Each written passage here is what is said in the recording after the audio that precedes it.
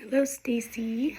Just want to start by another huge apology, but thank you for being patient. And just always know that, I won't let these feedbacks go any longer than a few days now. But always know that if for some reason you're waiting and you're about to walk into a session that you really wanted a question answered, like please just shoot me a text and we can jump on a quick call, or I can give you a voice note. But I want to support you as much as possible, and we'll be much quicker with these. Right off the bat, though, super duper awesome. I was very excited about all of you ladies, the fact that you had experience, and it's very obvious. I would say that I wrote some notes. Parents are hard, especially when, they feel like they're helping or they feel like they know their kids super well, when in reality, that's when I will repeat a lot of that, listening doesn't have a look. I don't need him to look my way or look at the paper or anything. Insides don't match the out, and we're going to presume competence that, he does want to be here. He does want to show me his inside, and he's got a lot to say. Once you get a little more familiar with the parents, a lot of times I tell my mentees to blame me, and in the sense of like, hey, thank you for your input and helping, and I've learned a lot observing how you speak with your child, but my mentor has asked that, part of this course is showing that you can work through these dysregulated bodies or moments or speech. And so just say, like, if you could step out for 10 or 15 minutes, or if you could just save your comments to the end. Like, I would love your feedback or any questions or concerns you have, but I really need to show my mentor me working without a parent, interrupting or helping. Always, I think there was a case where, I forget which one it was. One of the guys was kind of a little to the side and the board was over here, but you always want to make sure that they are facing forward, hips flat, both knees are squared, and then the board is dropped right in front of that knee, because, that helps prevent any weird crossbody or this or that.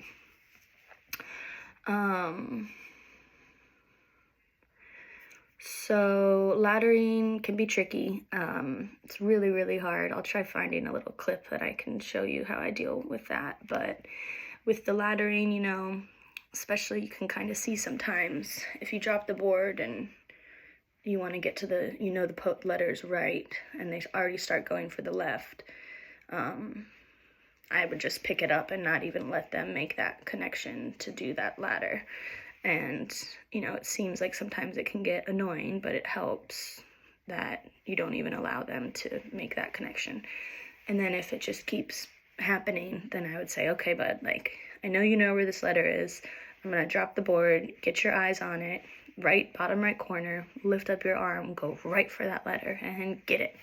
And just really, really coach those eyes. Make sure he's looking at the board, all of that.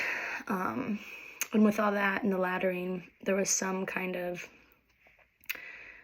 I don't know, I don't really want to call it nonsense poking, but when he was just kind of doing the names and this and just poking around and you were saying the letters, I would try not doing too much of that. And even the names can be cool, but because those are names that he's so familiar with and all of that, it doesn't really do much for your relationship and his skills building, because they're so like ingrained, and it can, the faster the pokes are, it's weird because you would think the faster the better, but really when they're super, super fast pokes, that's what I would call unreliable, and then the slow and purposeful pokes are those reliable ones. I was wondering too why you had the 20-second board out for the second session, unless, you did have a lot of super successful greens on the threes where you were barely prompting.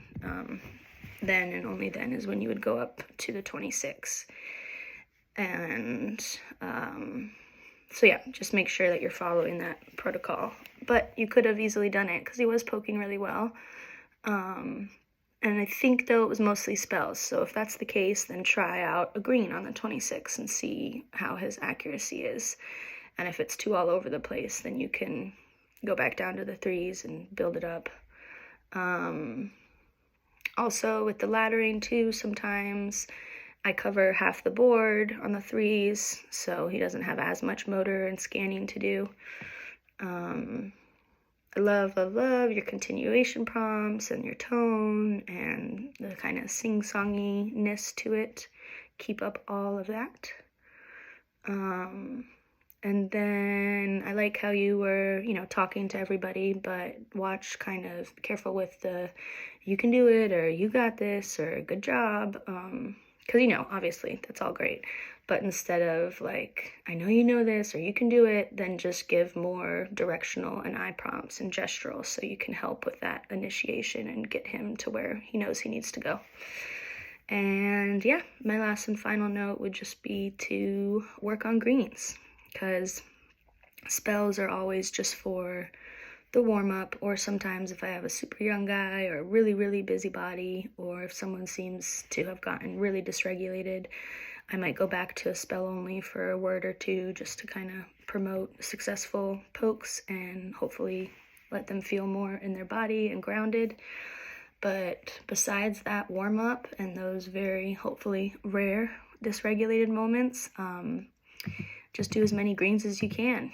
And then, oranges. And then before moving on to the laminate or any opens or anything, that's when I would say greens or oranges in a complete sentence. And yeah, let me make sure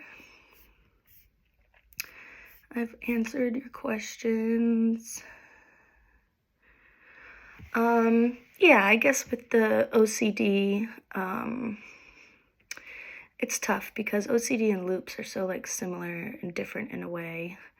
But if it comes to like the laddering and things, then just really, really build them up letter by letter. Sometimes even if he does a poke, I would just tell him like, hey, we're going to poke, but to help stop this laddering loop, I'm going to pick up the board after each letter and then drop it, and we'll go nice and slow. Sometimes, though, I have one newer client who's had a lot of that kind of OCDs and poking, and I would even pick up the board and then I would try putting it like to the right side, and he would just reach forward, and if he couldn't get in either that trace or that ladder, then it became, an issue. But as I say this out loud right now, I'm definitely going to find a little clip of that guy that would help. And yeah, feel it out, wait a session or two, and then talk to the parents.